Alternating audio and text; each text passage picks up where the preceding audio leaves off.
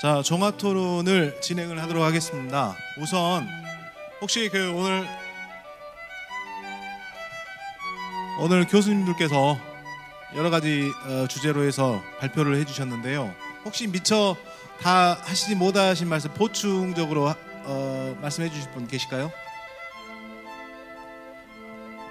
예, 그러면은 청중들께서 질문을 하는 시간을 갖도록 하겠습니다. 뭐 자유롭게 오늘 발표 주제와 관련해서 혹은 또 우리가 청중 본인이 가지고 계신 이 운영 중이신 이 사업에 대해서 아이디어 단계도 좋고요. 또 혹은 또 사업을 더 진행하거나 확장하는 데 있어서 자문을 받고 싶은 이런 부분들 질문을 해주셔도 좋을 것 같습니다.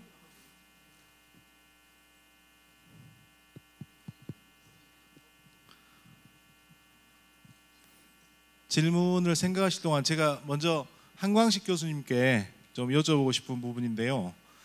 저희 이 향토산업 육성 사업단은 전남 내 여러 다른 사업단들과 달리 특정한 단일 품목이 아닙니다. 가령 뭐 거문도 같은 데는 해풍쑥, 또 장성은 뭐 삼채, 상사화, 영광의 상사화 이런 다양한 품목들인데 다른 지역의 사업단들은 한 가지 단일 품목을 어떻게 하면 명품화할 것인가 이것만 고민하면 되는데 저희는 아주 다양하게 널려 있다는 것이죠.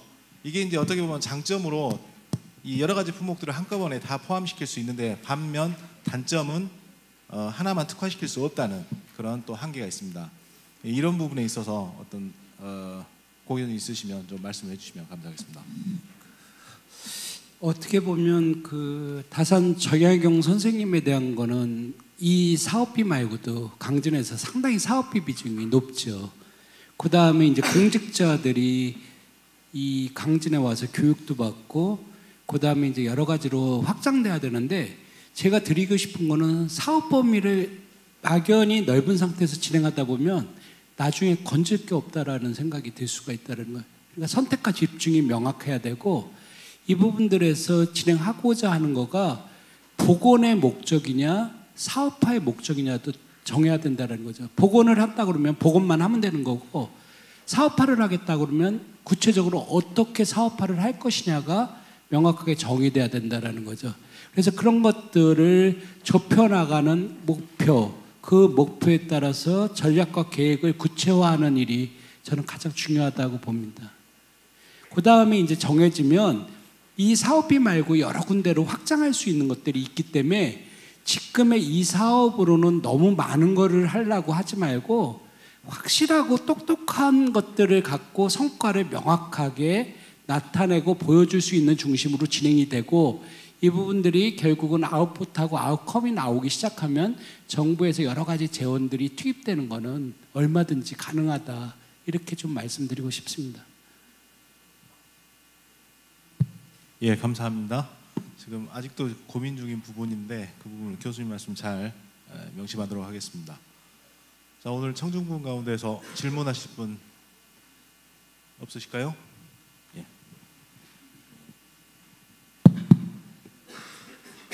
네, 반갑습니다. 정남수 교수님 강의 듣고 질문을 좀 하려고 합니다. 저는 그 강진에서 협동조합을 하면서 협동조합이 기업성을 띄기가 상당히 어려운 구조거든요. 그러면서 지금 있는 사업 자체가 사업 목적을 어떻게 가질 것인가가 굉장히 궁금합니다. 저희는 한 3년 된 협동조합인데 이제 겨우 자체 생산한 그 콩을 가지고 두부를 만들어서 식당을 운영을 하고 두부를 납품하는 일을 하고 있는데 3년을 해서 이제 정식 근무 인원이 4명이 됐고 시간 근무하는 사람이 한 3사람 정도가 있습니다. 식당하고 생산하고 포함해서. 제가 궁금한 것은 지금 식품을 만드는 굉장히 유명한 기업도 있고 사회적 경제 시스템을 운영하면서 좋은 식품을 만드는 아이쿡 같은 기업도 있습니다. 과연 그 정부 예산을 가지고 사업을 가지고 식품 산업을 해서 이 거대 기업에 맞설 수 있는 상품을 생산한다는 자체가 가능한 것인가?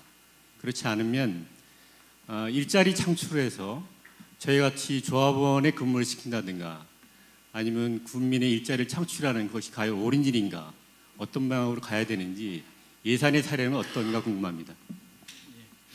예산도 실은 그 비슷한 생각들이 많이들 있으셨습니다. 물론 이제 그분들은 협동조합이라기보다는 이제 개별적인 식품회사들이었지만 제가 봤을 때는 지역의 식품회사가 갈 길은 뻔합니다. 이게 이제 어느 정도 소규모일 때는 그 소규모 생산을 해가지고 그냥 아름아름으로 그냥 팔고요. 조금 더 커지면 이제 대기업들이 옵니다. OEM으로 해가지고 이제 계열화 되는 거죠. 계열화 한번 되고 나면 그냥 공장 하나입니다. 더 이상 뭐 생각할 것도 없고 해달라는 대로 해주고 브랜드 그냥 자기 거 아니고 그냥 그 대기업 브랜드 붙여가지고 납품하고 제가 이제 그 추사김정희 문화상품화 사업을 할 때도 지역의 식품회사들 상황이 비슷한 상황이었습니다. 근데 이제 그분들을 설득을 해서 지금 당장은 어렵겠지만 지금 우리가 사업단이 가져가려고 하는 목적은 지속 가능한 체제를 만들어 보자라고 하는 거다라는 설득을 좀 드렸고요. 그리고 이제 그런 부분들에서 당장은 내가 아까 저기도 마찬가지로 농산물도 비슷합니다. 도매 시장에서 실은 가서 사오는 게 제일 쌉니다. 그래서 저희 콩 두부 만드시는 분을 설득해서 지역의 콩을 좀 비싸지만은 소비해서 상품을 만들자라고 하는 설득하는 것도 꽤 오래 걸렸던 부분이 있습니다. 그러니까 그게 지금 당장에는 내가 한 해 벌어서 한 해 먹고 사는 입장에서는 한 푼이라도 더 버는 것만 생각을 했는데 사업단으로 들어온다는 얘기는 내가 한 푼을 더 번다라고 하는 것보다 내가 지역에 어떻게 내가 그 합력해서 뭔가를 좀 기여할 건지가 한편으로 더 생각을 하는 부분이 있다라고 하는 거고요.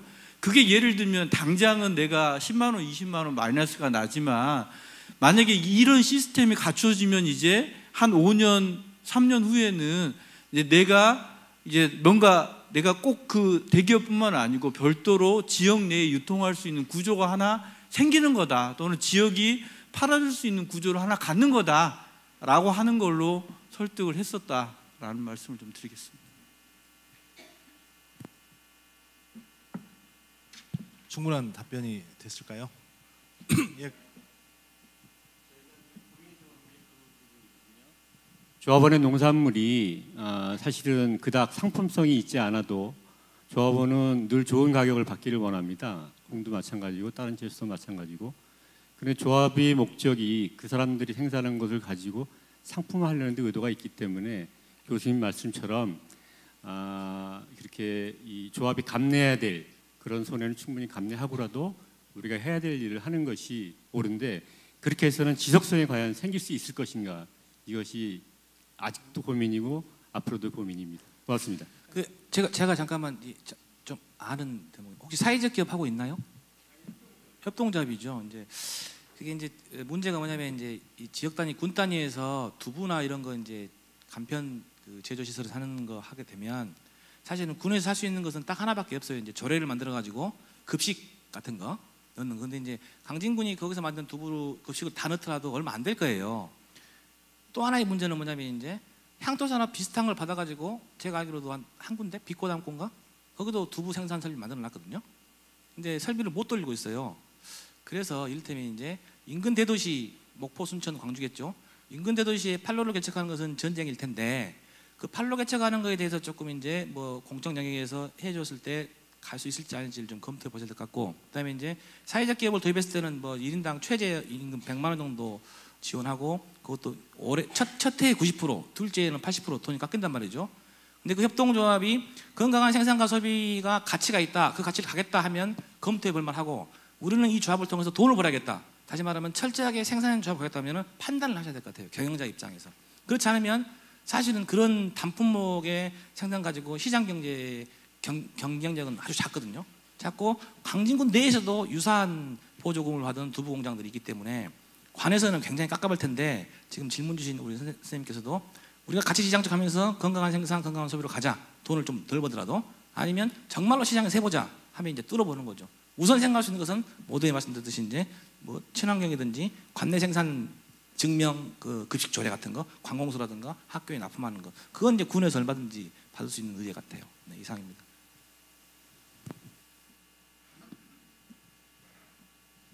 네.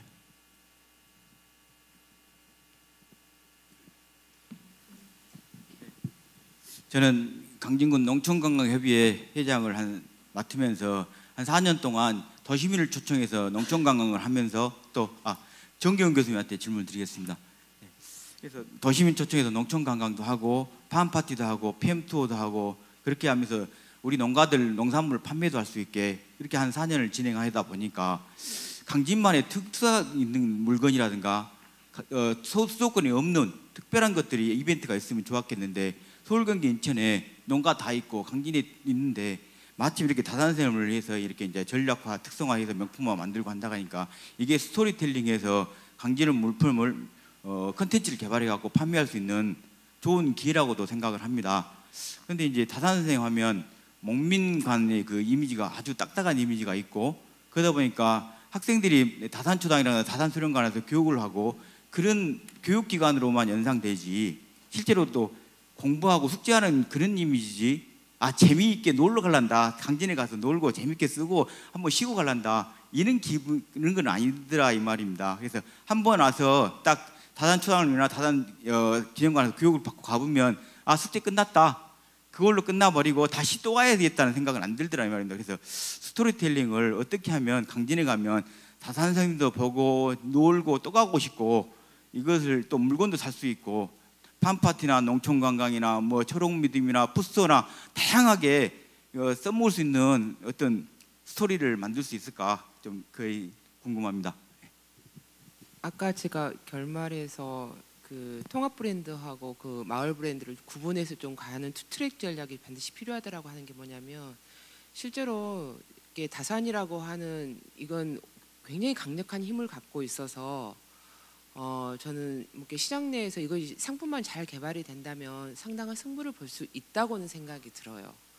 그런데 그것이 그 다산 브랜드가 성공을 했을 때 그 수혜가 다산 강진 지역 전체에 얼마만큼 국민의 몇 프로 정도에게나 그 수익이 과연 갈 수 있을까 이걸 생각을 해보면 실제로 굉장히 많은 게 농가들 자기 생산을 해내는 이런 조합 물론 조합 활동도 하고는 뭐 하지만은 기본적으로 마을 단위 이런 생산물들은 실제로 그 수혜 대상이 거의 대부분 아닙니다. 그러니까 브랜드로 개발된 특정 상품 그리고 강진군이라고 하는 것이 일종의 이제 굉장한 홍보, 지역 홍보가 이제 물론은 되겠죠. 그래서 제가 생각하는 것은 다산이라고 하는 통합 브랜드를 끌고 강진으로 유도를 시키되 실제 컨텐츠를 만나는 것은 물론 다산과 관련된 영남과 관련된 여러 가지 다양한 것들이 있지만 진짜 핵심은 저는 마을에 있다고 봅니다. 그래서 이게 모든 마을이 실제로 그런 방식으로 다 마을 활동들은 할 수는 없어요. 우선은 가장 핵심적인 자원들을 가지고 그것이 핵심적인 경관 자원이든 아주 아름다운 경관을 가지고 있든 아주 그 특정한 어떤 생산 자원을 산업 자원을 가지고 있든 어떤 특정 이야기 자원을 가지고 있든 어떻든 간에 스토리텔링의 어떤 요소들이라고 하는 것은 유일성이라든지 희소성이라든지 어떤 다른 것에는 없는 특별한 어떤 것이 여기만이 갖고 있다든지 그런 몇 가지 요소들이 있거든요. 그래서 이 마을 자원들을 주목하면서 마을들을 몇 개의 마을들을 거점화 시킨다고 한다면 그 마을 거점들을 중심으로 해서 실제로 옆 마을의 생산 자원들이 같이 결합해서 붙을 수가 있습니다. 그러니까 제 생각으로는 이 마을은 일종의 유통 거점들을 최대한 세분화 시켜줘야 된다는 거예요. 그래서 사람들이 실제로 마을에 그 농산물을 사러 가지는 않습니다. 그럼 뭘로 그러면 일단은 강진에 다산이라고 하는 인물을 통해서 강진 내려오게 하겠다. 그러면 이 사람들을 재워보내야 돼요. 재워보내야지 굉장히 많은 곳을 돌아다니면서 먹고 자고 사기도 하는 겁니다. 이게 스쳐 지나가는 관광으로는 일반적으로 굉장히 큰 유통 거점만 스쳐 지나갑니다. 거기서는 저렇게 상품으로 개발된 특정 상품만 사람들이 지고 가게 되는 거죠. 실제로 마을 단위에서 생산된 굉장히 많은 다양한 작물들은 거기 이쪽으로 올라오지도 않습니다. 그러면 각각의 마을의 특성 있는 몇 개의 마을 거점들을 실제로 이렇게 만들어낼 수가 있다고 한다면 마을 투어가 가능해진다는 겁니다. 어디 마을이 되게 괜찮다 그러면은 이 마을들을 중심으로서 마을 투어들을 실제로 사람들이 굉장히 많이 하고 다녀요. 이게 일본에서 제가 딱 하나만 사례를 드릴게요. 일본에서 트리엔비엔날레를 지금 하고 있는, 이건 그냥 예술제입니다. 그 동네가 지금 일본 남부에 있는 아주 조그만한 산악 지역인데 1년이면 60%가 눈으로 덮여 있는 동네입니다. 어느 누가 오지도 않아요. 그리고 그냥 그 지역은 기본적으로 계속 늙어가는 지역에 다 우리 지금 전남 지역하고 똑같은 상황에 처해 있었죠. 근데 거기에서는 물론 이제 이 생산 자원을 어떤 방식으로 연결을 시키냐면 국제 트리엔날레를 만든 거예요. 전 세계적인 그 조그마한 현입니다. 조그마한 현이 전 세계적인 건축가며 예술가며 이 사람들을 다 불러들이는 실제로 국제 미술제를 3년에 한 번씩 개최를 하는데 아주 특이한 방식으로 개최를 만들어냅니다. 마을이 200개가 넘거든요. 200개 이 자연 마을들에 각각의 모든 예술가들이 들어가서 작업을 하도록 한 겁니다. 주민들하고 같이. 그러면 어떤 일이 벌어지냐? 사람들이 그 미술제에 관람을 하려면은 보통 미술제 하면은 큰 전시장 하나 지어놓고 그냥 들어가서 전시장 그냥 매표하고 뭐 거기에서 특산물 몇 개 사고 그냥 끝나버리거든요. 근데 각각의 예술 작품들이 200개의 마을 이상들이 다 하나씩 꽂아져 있는 거예요. 그러니까 어떤 현상이 이게 여기도 이제 제가 아까 보니까 무슨 스탬프 운영 이게 나와 있더라고요. 거기는 200개 마을에 이름이 들어있는 스탬프가 실제로 있습니다. 그래서 200개 마을들을 마을 투어를 하는 거예요. 200개 마을들을 사람들이 한 달을 머뭅니다. 한 달을 전 세계 사람들이 몰려와가지고 일본 사람들도 다 그 기간 동안 몰려와서 한 달 이상을 머물러요. 최소 머무르는 것이 일주일입니다. 근데 그 사람들이 그 마을들을 계속 도장 하나 찍고 작품 보러 이렇게 계속 다니는 거예요. 거기에서 마을 사람들이 게스트하우스 운영하면서 실제로 생산자원, 마을 생산자원, 작물들을 여기다 다 이제 판매자원 다 붙여대는 겁니다. 네.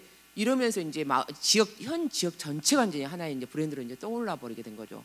실제로 그 트리엔비엔날레 미술제는 한 달 반에서 2달도 안 치러지거든요. 근데 그걸 보기 위해서 1년 내 사람들이 그 마을들을 찾아내는 거예요. 실제로 미술제가 끝나도 작품은 그 마을에 남아 있거든요. 근데 강진에서 그렇다고 해서 그러면 우리하고 똑같은 그 일본과 똑같은 방식을 할 것인가? 그럴 필요는 없다는 겁니다. 그러면 강진이 내놓을 수 있는 자원이 도대체 뭐냐? 이야기가 뭐냐? 이야기가 아니라면 또 다른 또 자원은 뭐냐? 만약에 진짜 이것도 저것도 만약에 없다면 다른 것을 새롭게 만들 수 있는 건 뭐냐? 이런 것들을 고민해 봐야 되는데 제가 생각하기에 강진은 새롭게 만들 것을 고민할 필요도 없습니다. 왜냐하면 자원이 너무나 많거든요. 다른 지역에 비해서. 강진 청자 있죠. 다산이 있죠. 영랑 있죠. 그냥 손에 꼽아도 그냥 대형 이 이벤트를 만들어낼 수 있는 것들이 너무나 많습니다. 그래서 이것만 잘 갖고도 사실은 다산이 왜 여기만 있어야 됩니까? 다산 선생이 사실은 강진 전 지역을 다 발로 다 다니셨는데요. 그러면 실제로 다산 마을이라고 하는 마을 스토리텔링을 할 수 있는 겁니다. 그러니까 다산 하나만 갖고도 사실 마을 스토리텔링을 몇 개의 거점 마을을 잡아서 아까 이게 그 교수님께서 그 예산 그 사례를 들면서 그 말씀을 해주셨잖아요. 추사 김정희의 상징 75개로 꼽아서 그 밑으로 이렇게 자원들을 이제 정리하고 그 안에서 밥상도 개발하고 상품도 개발한다. 다산도 마찬가지입니다. 제가 슬라이드 한 장을 빼놓고 넘어가는데 스토리뱅크라고 하는 것이 바로 그겁니다. 지역의 문화 상징 혹은 다산의 상징, 다산 상징 혹은 영랑 상징 여기 몇 가지 이런 키워드들을 선생님들께서 뽑아내셔서 그것과 관련된 핵심 자원들을 어떻게 결합시킬까로 고민한다면 저는 충분히 답이 나올 거라는 생각이 듭니다. 강진은 다른 행복합니다. 실제로 자원이 너무나 많아서 제 생각에는 오히려 너무 많아서 문제가 되는 거라고 생각을 하고 있어요. 사실. 제가 그 부분에 조금 드리면 그러니까 이제 우리가 생각해야 되는 게 다산 선생 갖고 사업화할 수 있는 게 많잖아요. 그런데 너무 많은 것들을 하다 보면 우리가 풍요 속에 빈곤을 가져올 수가 있다는 거예요. 투입 대비 성과가 없을 수 있다는 거예요. 그러면 다산 선생을 강진군 전체 차원에서 진행할 것인가, 지금 마을 단위로 진행을 할 것인가, 어떤 것으로 진행할 것인가의 목표가 분명히 돼야 된다. 그래서 제가 볼 때는 전체 차원으로 하신다면 증평의 김득신 선생 쪽에 한번 벤치마킹을 해보세요. 김득신 선생이 누구신지 모르시죠? 책을 가장 많이 읽는 분으로 해갖고 KBS랑 나오고 그런 쪽으로 해서 증평이 전체를 김득신 선생을 중심으로 스토리텔링을 전개해 나가거든요. 그리고 마을 단위에서도 이제 전개되는 쪽에 스토리텔링이 많잖아요. 그것들을 목표를 정하셔야 돼요. 그냥 막연히 하다 보면 진짜 이 사업비 많지 않거든요. 그냥 볼 때는 큰 것 같은데, 그래서 그런 쪽을 저는 명확하게 좀 정의하셨으면 좋겠다는 말씀 추가로 드리고 싶습니다.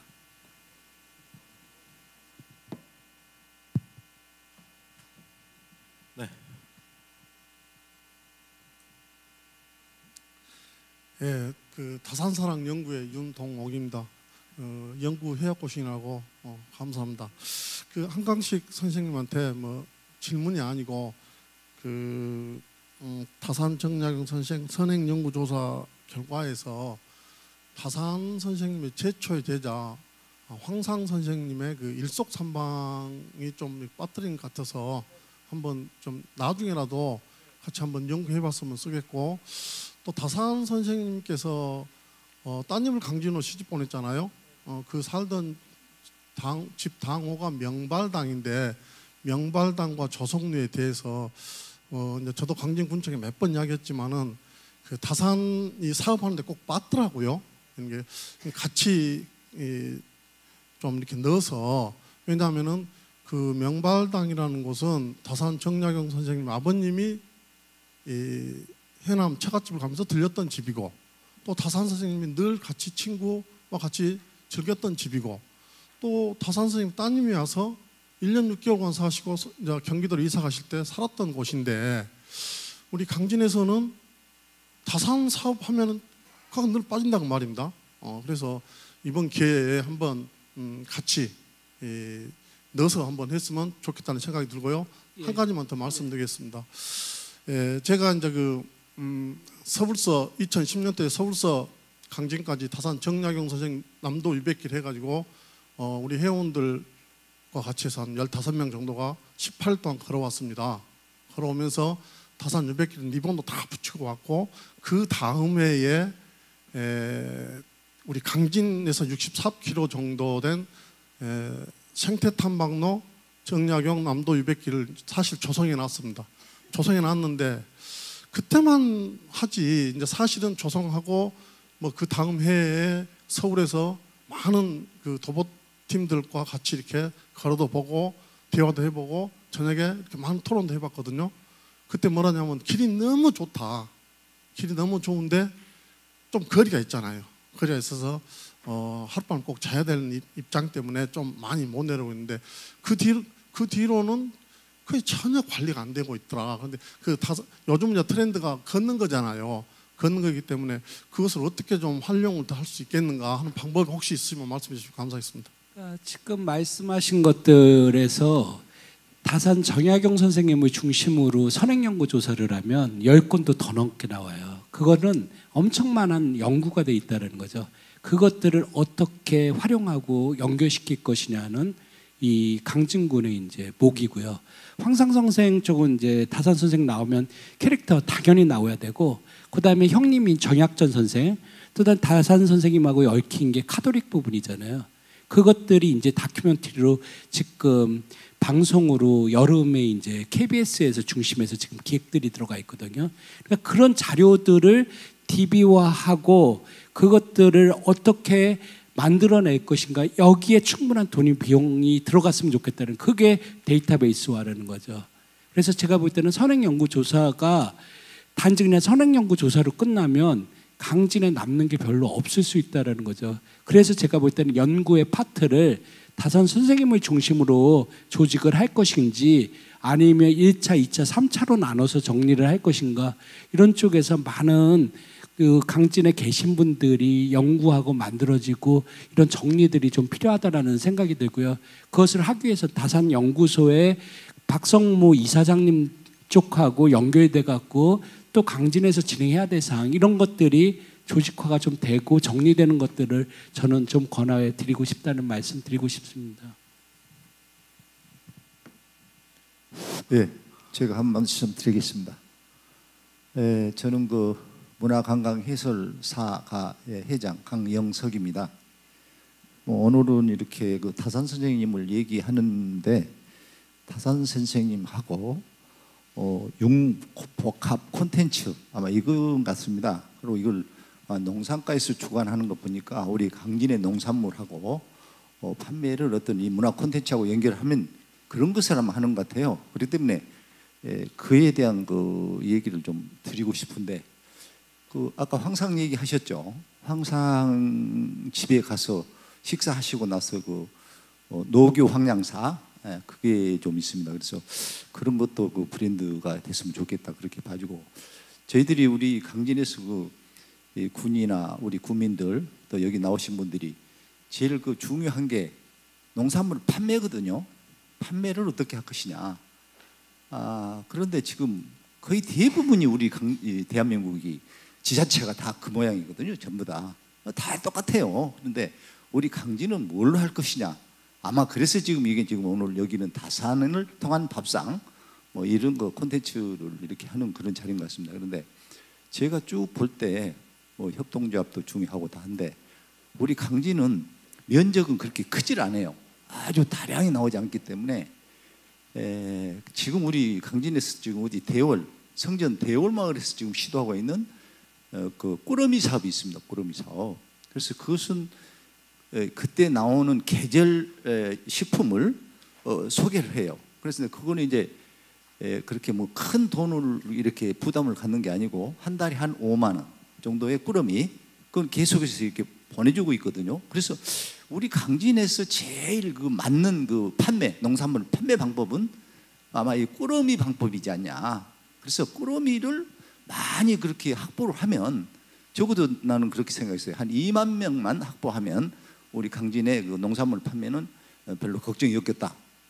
그렇게 해서 거기에 이제 필요로 하는 것을 대줘야 되거든요. 이게 농식품이기 때문에 뭐 또 요즘 뭐 또 농식품 허가를 받아야 되잖아요. 허가를. 그런데 우리 농산물은 그냥 갖다 파는 것이죠. 식품 허가를 받거나 이런 건 아니고. 그래서 뭐 제조하는 부분이라든지 이런 것을 우리 군에서 오신 관계자가 계시니까 그것을 일원화 시켜가지고 꾸러미 사업에다가 총 이렇게 집결을 해서 거기에서 부수적으로 이렇게 전체적으로 이렇게 나가는 게 아마 제 생각에는 효율적이지 않나 이런 생각이 들어가는데 우리 노희경 교수님 아까 뭐 다산 밥상에 대해서 여러 가지 그 자료를 많이 만들어서 이제 굉장히 참고가 되고 좋습니다. 그런데 한번 그 노 교수님이 제 얘기가 어떻게 되겠는가 한번 얘기를 좀 해줄 수 없을까 하네요. 예, 질문과 함께 해주신 칭찬 정말 기쁘기 그지없습니다. 예, 말씀해주신 꾸러미 사업은 최근 농가에서 새로운 그 활로를 개척하는 사업인 것 같습니다. 그러나 애석하게도 저는 식품 영양학을 전공하는 사람이고요. 경영이나 경제에 대해서는 잘 모릅니다. 그러나 꾸러미 사업은 이제 생산자와 소비자를 직접 연결해주는 좋은 사업이고요. 실제로 그러한 사업들이 많이 있습니다. 그러나 그것이 미치는 효과에 대해서는 제가 정확히 언급해 드릴 수 없는 점을 유감으로 생각합니다. 질문 감사합니다. 제가 조금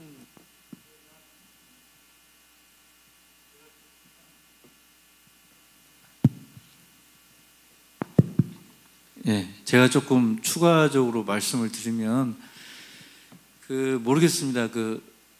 어떤 유통이라고 하는 건 여러 가지 대안들이 있는 게 중요한 거지 하나의 유통이 모든 걸 해결할 수 없습니다. 이건 마치 이 사업단도 비슷합니다. 예를 들면은 다산 정약용 융복합 콘텐츠 명품화 사업단 이 사업 3년 안에 강진의 농산물 유통 문제를 해결할 수 있다. 이거는 사기죠. 그죠? 예, 제가 계속 드리려고 하는 말씀이 이 사업 기간 안에 우리 강진군의 농산물이 또는 농식품이 각자 쪼개져 있는 거를 다산이라고 하는 이름으로 어떻게든 상승 효과를 발휘할 수 있는 체계만 구축해 놔도 저는 이 사업단은 성공했다 이렇게 봅니다. 그래서 이게 지금 말씀하신 직거래도 하나의 대안이 될 수도 있고요. 그다음에 농산물을 이용해서 지역에서 음식을 만드는 것도 하나의 대안이 될 수 있고, 뭐 이거를 가공식품을 만들어 판매하는 것도 또 대안이 될 수 있지만, 가능하면 그 체계가 그냥 한두 개의 성공을 했다는 걸로 끝나는 게 아니고, 이런 식으로 여기 계신 모든 분들이 이 사업단에 연관해가지고 내가 신청을 하면 이런 지원을 받을 수 있고 이런 식으로 발전해 갈 수 있구나라고 하는 거를 3년 안에 인식하고, 이 사업이 끝나더라도 지속적으로 재단이나 이 사업단하고 협력할 수 있는 준비만 돼 있으면 강진의 농산업은 지속 가능하지 않을까요? 저는 그 말씀을 좀 드리고 싶었습니다. 네네. 예, 좀 방금 그 말씀하신 그 동신대학교 식품영역과 노희경 교수님께 그 질문이라기보다는 그 힌트를 좀 얻고 싶어서 말씀을 드립니다. 제가 그 강진에 살면서 그 목민심서에서 뭘 좀 보고 조그만 식품을 하나 개발했다기보다는 흉내를 내서 그 특허를 내 가지고 상품화해서 좀 만든 것도 있고 그럽니다. 근데 그 방금 그 우리 다산 정약용 선생님께서 우리 그 농지에다가 오곡을 심는 것보다는 이 국화를 심는 것이 소득의 몇 배 이상 효과가 있을 것이다라고 말씀하셨다고 그러셨는데, 사실 국화는 우리가 감성적으로 이렇게 보면서 느끼고 참 아름답구나 이렇게만 생각했던 것이지, 우선 그 우리가 일상에서 우리가 좀 필요한 뭐 의식주나 이렇게는 생각하지 않아서, 옛날에 할머니들이 그거 하면 꽃이 뭐 밥이 나오냐 옷이 나오냐라는 이런 말씀도 하셨거든요. 근데 이 감성적으로 이렇게 느끼지 않는 그 우리 강진에게 국화가 참 자란 그런 곳이기도 합니다. 강진 그 옛날에는 농고에서 항상 많이 국화도 하고 그랬는데, 우리가 보고 느끼지 않는 다른 그 효과가 있습니까? 국화의 말씀이신가요? 그 국화에 대한 그 효능에 대해서 질문은 아니고 네. 좀 제가 힌트를 좀 먹고 싶어서 네, 말씀드립니다. 예, 국화 꽃을 받으면 행복해지겠죠. 행복해지고요. 그리고 이제 무엇보다는 국화 자체에 들어있는 향미 성분이라든가 우리가 보통 에센스라고 하는 정유 성분, 이런 것들이 현재 그 기능성들이 많이 연구가 되어 있습니다. 특히 국화하면 색깔이 막 노랗고 이렇잖아요. 이 노란 데서 추출된 항산화 물질들은 항암 작용까지도 있다고 보고가 되고 있습니다. 그래서 이런 내용들은 대부분 국화차를 대상으로 한 연구들이죠. 그 외에 심리적인 치료나 이런 것들은 항암 효과에 견주겠습니까? 그리고 이제 처음에 말씀하셨던 오곡을 심는 것보다 국화를 심어라. 정확히는 볼입니다. 네. 그래서 다산 선생님은 경제적인 측면에서 말씀을 하신 거고요. 그 당시에는 그랬지만 지금도 그렇다고 일반화하기는 상당히 오류가 있고, 그런 사상들을 우리가 좀 더 오늘에 맞게 되새겨보자 하는 측면이 더 맞다고 생각을 합니다. 국화는 좋은 것이고요. 네, 식품으로서도 매우 우수한 소재입니다. 그래서 국화가 아까 말씀드렸듯이 보리는 심어서 바로 사람이 좀 먹을 수 있는 거인데, 국화는 우리가 보고 아름답고 이렇게 느낄 수만 있는 것이지, 아까 있는데 이제 향암 효과가 있다고 하니까 다산 선생님도 거기까지 생각을 하시고 하셨는지는 모르겠습니다만은, 그때 그 국화를 재배하라고 강조하신 데는 무슨 이유가 있을 것이다. 식품에 대해서 많이 연구를 하신 분이시기 때문에 제가 교수님한테 질의를 드린 겁니다. 저도 그 문헌을 처음 봤을 때 똑같은 생각을 했습니다. 그런데 계속 다산이 강조하고자 했던 것은 돈이 되는 작물을 심어라였거든요. 그래서 그 당시에 국화가 왜 돈이 됐을까를 제가 생각을 해봤어요. 그때 제가 문헌은 찾지 못하고 저 혼자 그 당시에도 국화가 꽃으로 판매되지 않았을까, 사대부에 있어서는 그런 생각을 했습니다. 그 경제성이 굉장히 높다고 강조를 하고 있는데 어떻게 높은지에 대한 설명은 전혀 하지 않으셨습니다. 단지 이것은 저의 추측임을 말씀드립니다. 네, 이제 시간 관계상 청중 두 분의 질문이나 의견을 듣도록 하겠습니다. 다산 밥상을 연구하신 노희경 교수님께 좀 여쭙겠습니다. 저희 강진하면 한정식이 모든 사람에게 떠오를 정도로 관광객들이 한정식을 먹고 싶어도 예약을 할 수 없어 못 먹을 정도로 저희 강진 한정식 유명하거든요. 근데 지금 다산 밥상이 연구되셔서 저희가 이제 새롭게 등장한 거잖아요.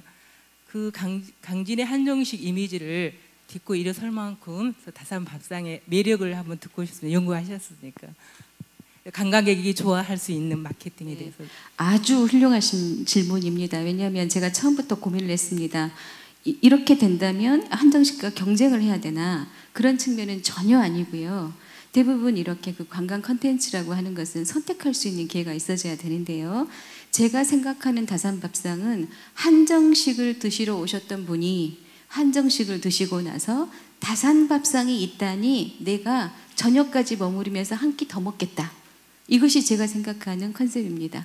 잘 아시겠지만 그 고깃집이 한 집이 있을 때보다 두 집, 세 집 몰려 있을 때 장사가 더 잘 됩니다. 집적화가 돼야지만 컨텐츠로서의 가치가 있는 것이죠. 따라서 이런 다산 밥상은 한정식을 더욱 빛내줄 부가적인 장치로 생각을 하셔야지 경쟁 상도로 생각하시는 것은 무리가 있습니다. 다산 밥상에 대해서 지금 질문이나 의견이 많으신데요. 제가 생각하는 향토사람 육성 사업은 간단히 말씀드리면 이렇습니다. 가장 저렴한 원물 혹은 이런 원자재를 통해서 가장 고부가 가치의 소득을 거두는 사업입니다. 그래서 지금 혹시 오늘 뭐 이 포럼을 통해서도 그렇고 그 이전부터 본인이 가지고 계신 어떤 산업화 시키고 싶고 상품화 시키고 싶은 아이템이 있으신데 지금까지 뭐 여러 가지 구체적으로 전개를 못 시키셨다거나 이런 부분들에 대해서 지금 전문가분들을 모셨기 때문에 한번 혹시 질문이 있으시거나 의견이 있으신 분들 말씀을 좀 듣고 싶습니다.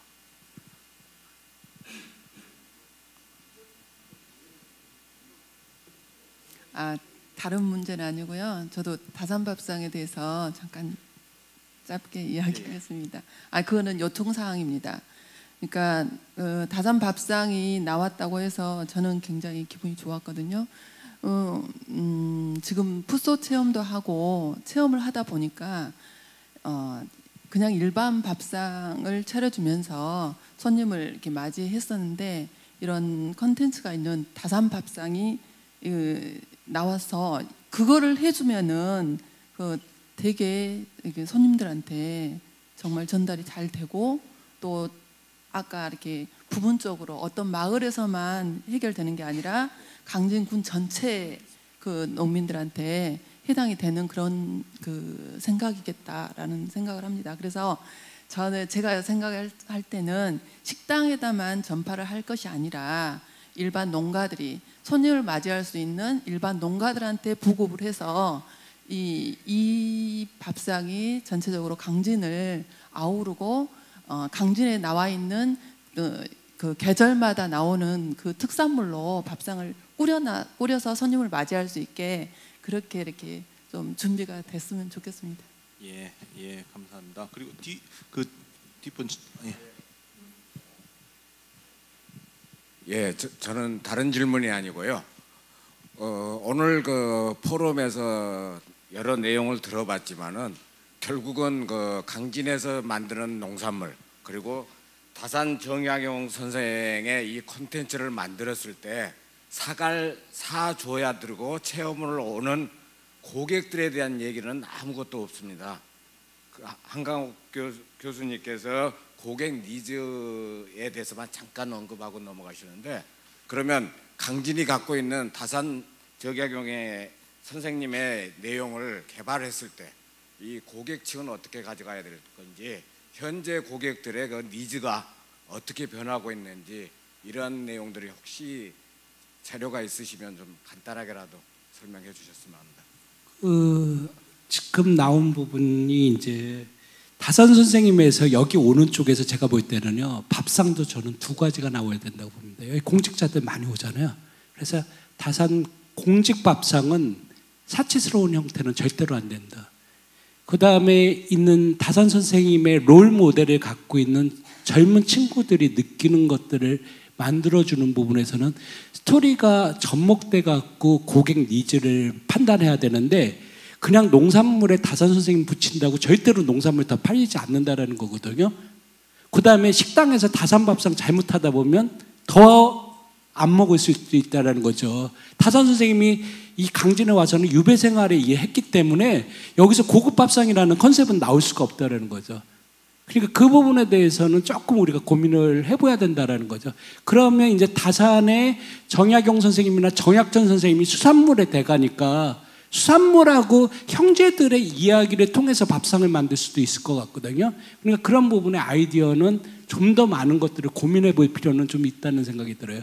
그 측면에서는 우리가 다산 선생님에 관련된 음식을 정리할 때도 산업화 관점이 얼마선으로 할 것이냐.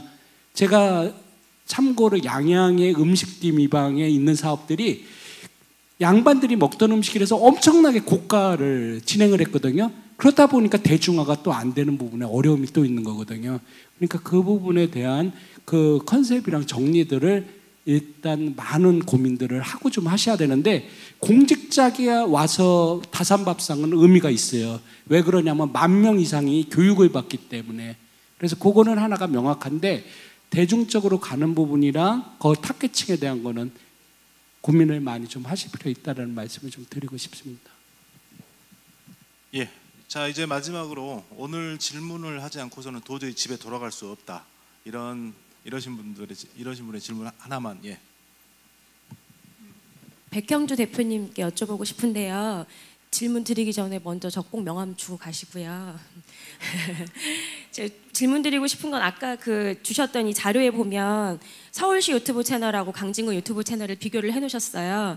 이게 뭐 강진군이 잘했다, 서울시가 잘했다의 문제가 아니라 한 곳은 유입돼서 들어온 사람이 많은 부분인 거고 강진군은 지금 안 들어오는 부분이잖아요. 이게 군하고 개인하고 상관없이 저희 같은 경우도 젊은 세대이기 때문에 SNS로 소통하는 게 굉장히 일상화되어 있는 사람들이기 때문에 그런 비즈니스 플랫폼을 가지고 유통을 하는 것도 굉장히 현실화되어 있는 이제 젊은 세대들이거든요.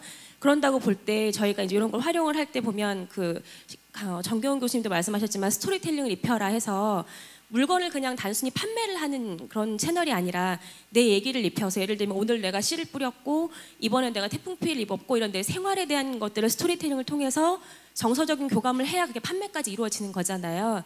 근데 그렇게 되기까지는 일단 보러 들어오는 사람들이 있어야 되는 거거든요. 그래서 그렇게 그런 고객들을 끌어들이는 비즈니스 플랫폼까지 끌어들이는 거에 대한 어떤 유용한 팁이 있을까요? 있죠. 있는데 이제 짧게 설명드리긴 좀 그런데 이를테면 이런 거예요. 그 평범하게 그냥 그림 그리던 선배가 안동으로 사과 농사를 갔어요. 남편이 무슨 방송 일하다 망했거든요. 갔는데 가면서 이제 비장한 편지를 쓰는 거죠. 내가 인생 2라운드로 살겠다. 나이가 46밖에 안 먹었는데 나 농부 될래. 근데 그게 올라와요. 그러면 최초에는 그 사람과 친한 사람 100명, 200명이 보는 거예요. 답글을 달아요. 그러면 제가 어떻게 누나 어떻게. 근데 1년 후에 이제 또 이제 저한테 따로 전화가 오죠. 사과 하나 팔아줘.